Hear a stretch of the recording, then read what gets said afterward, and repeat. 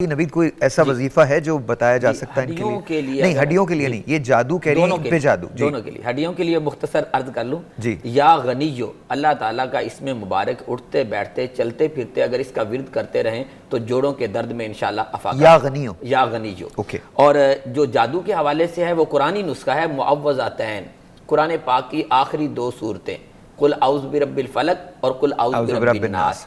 یہ آپ ورد بھی کر سکتے ہیں، اسے آپ کسی لکھنے والے سے درست لکھوا کر اس کا تعویذ بنا کر پہن لیں، انشاءاللہ قرآن پاک کی اس برکت سے بھی اللہ تعالیٰ شفا یابی دے گا۔ آپ کی طرف آتا ہوں۔ زندگی، میں نے وہی سوال جو کاشف نے کیا تھا، زندگی اتنی مشکل کیوں ہو گئی ہے؟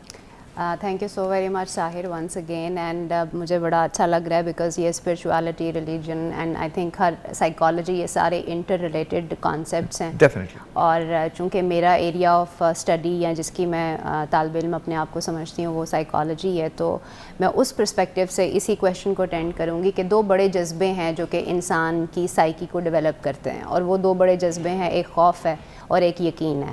آپ اگر اپنے اس وقت معاشرے کو دیکھیں تو پورا معاشرہ اور پوری دنیا ایک خوف، شدید خوف کے جذبے کے اثر میں ہے، اور جیسے جیسے اے آئی بڑھ رہی ہے یا دنیا ایوالو ہو رہی ہے، سو کالڈ انفارمیشن ٹیکنالوجی بڑھ رہی ہے، اس نے ہماری زندگی آسان بھی بہت کی ہے، لیکن اس نے ہمارا جو ان نون کے بارے میں خوف تھا اس کو بھی بہت زیادہ، ہاں جی، وہ بھی بہت بڑھا دیا ہے۔ اب دیکھیں جب ہم خوف زدہ ہوتے ہیں تو اس خوف سے ڈیل کرنے کے لیے، سروائیو کرنے کے لیے ہم بہت سارے کوپنگ میکنزم یا اس کو ڈیل کرنے کے طریقے اختیار کرتے ہیں۔ اس میں سے ایک طریقہ جو ایک عام فہم آدمی کا ہے وہ یہ ہے کہ ہمیں فوراً کوئک سلیوشن، اگر آپ مجھے بتائیں گے کوئی دوا دے کے، کوئی دعا کر کے، یا آپ مجھے بتاتے ہیں کہ آپ میرے آستانے پہ آتے رہیں اور یہ ورد کرتے رہیں، تو مجھے تو اپنی پرابلم، اپنی سفرنگ کا سلیوشن چاہیے، ٹھیک ہے؟ اچھا، یہاں سے ہم بحث کنٹینیو کریں گے، لیکن ایک بریک کے بعد، بریک سے پہلے ایک کال ہے، ان کا سوال سن لوں، پھر اس کے بعد ہم بریک پہ چلے جائیں گے۔ السلام علیکم۔ السلام علیکم جی، آپ کا نام؟ ہیلو جی، مزمل بتائیے کیا سوال ہے؟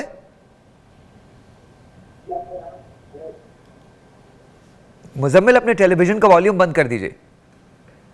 اچھا، آئی تھنک وہ نہیں ہے۔ ایک بریک لیتے ہیں، بریک کے بعد جب میں واپس آؤں گا تو آپ سے شروع کرتے ہیں، شہریار داؤد صاحب کی طرف جائیں گے، اور پھر کاشف صاحب آپ سے ایک بڑا کرٹیکل کویسچن ہے، اور وہ نوید سے بھی ہوگا کہ یہ جو کویکس ہیں جو مذہب کے نام پہ اپنی دکانیں سجائے بیٹھے ہیں، جب آپ ان کے پاس جاتے ہیں تو بجائے آپ کی بہتری ہونے کے آپ کا نقصان بہت زیادہ ہو جاتا ہے۔ اگین آپ سے بات ہو رہی تھی، تو کیا کہنا چاہیں گے؟ جی، آئی واز سیئنگ کہ ہمارا جو فیئر فیکٹر ہے پورے معاشرے میں، چاہے وہ جس بھی اکنامک کلاس سے ہم بلانگ کرتے ہیں، مڈل کلاس ہے، ایلیٹ کلاس ہے، ہمارے خوف کی شکلیں فرق ہیں، بٹ ہم سارے ہی خوف میں مبتلا ہیں، اور خوف کو منیمائز کرنے کے لیے ہم سائیکالوجسٹ کے پاس بھی جاتے ہیں، ہم سائیکائٹرسٹ کے پاس بھی جاتے ہیں، ہم اسپرچول لوگوں کے پاس بھی جاتے ہیں، اپنے فیوچر کا حال پوچھنا چاہتے ہیں کہ کیا آگے بھی میرے ساتھ یہی حالات رہیں گے۔ تو یہ سارے جو بیہیویئرز ہیں مجھے فیئر سے سٹیم کرتے ہوئے نظر آتے ہیں۔ اوکے، اچھا، اس کو ہم کاؤنٹر کیسے کر سکتے ہیں؟ جس دل میں کہتے ہیں کہ فیئر اور فیتھ کو ایگزسٹ نہیں کر سکتے، تو اگر آپ کے دل میں یا تو فیتھ ہے یا آپ کے دل میں فیئر ہے، تو آپ نے کیا کرنا ہے کہ جس طرح کا آپ کا یہ انیشیٹو ہے،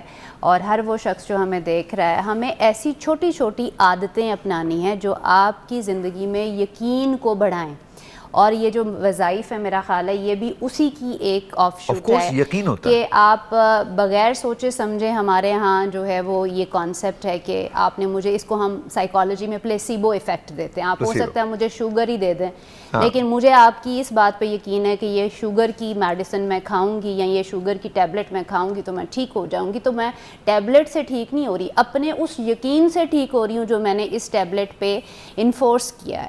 تو اگر آپ چاہے ایک لفظ آپ خدا کا جو ہے، یا خدا کے تو کہتے ہیں نا آل روڈز گو ٹو گاڈ، سارے ہی راستے اللہ تعالیٰ کو جاتے ہیں، سب اسی کا ہی ہے۔ تو آپ سائیکائٹرسٹ کے پاس آتے ہیں، سائیکالوجسٹ کے پاس جاتے ہیں، یا اپنی ماں کی دعا لیتے ہیں گھر بیٹھ کے، یا اپنے دوست سے اپنا دل ہلکا کرتے ہیں۔ آپ اپنے اندر اپنے دل کو طاقت دیں یقین کی، اور پھر دیکھیں وہ کس طرح سے آہستہ آہستہ آپ کی زندگی میں سکون لے کے آتا ہے۔ اور میں شہریار داؤد کے پاس جاؤں گا۔ سر یہ بتائیے، آج کل بے روزگاری بے تحاشا ہے، کوئی ایسا وظیفہ ہے جس کے اکثر لوگ پریشان رہتے ہیں بے روزگاری کی وجہ سے، کوئی ایسا وظیفہ ہے جس کو پڑھنے سے رزق میں اضافہ ہو جائے اور بے روزگاری ختم ہو؟ بسم اللہ الرحمن الرحیم اللہم صلی وسلم وبارک علی سیدنا و مولانا محمد وعلی آلہ حبیب وبارک وسلم. بے روزگاری سے خاتمے کا میں وظیفہ تو بتاؤں گا، لیکن میں شروع میں یہ عرض کرنا چاہوں گا، گفتگو کی تھی ہمارے ایک دوست نے، کاشف بھائی نے، کہ سارے صحابہ کرام غریب تھے. ایسا نہیں ہے. صحابہ کرام ابو بکر صدیق، عمر فاروق، عثمان غنی، عبد الرحمن ابن عوف، خود مولا علی مشکل کشا، حضرت ابو طالب، عبد المطلب جو دادا تھے حضور کے، یہ بڑا کاروباری، بڑے مالدار لوگ تھے. پھر ہماری ام المومنین سیدہ خدیجہ الکبریٰ ٹائکون تھیں، ایک بہترین ورکنگ لیڈی، بزنس ویمن تھیں. رسول خدا علیہ السلام نے جب ان سے نکاح فرمایا تو اسلام کافی مضبوط ہو گیا. اسلام ویسے مضبوط تھا، اسلام آیا ہی مضبوط خاندان میں ہو. ہمیشہ دین، انبیاء کرام ہمیشہ بہت بہترین، مالدار اور اچھے ویلدی لوگوں میں آیا ہے.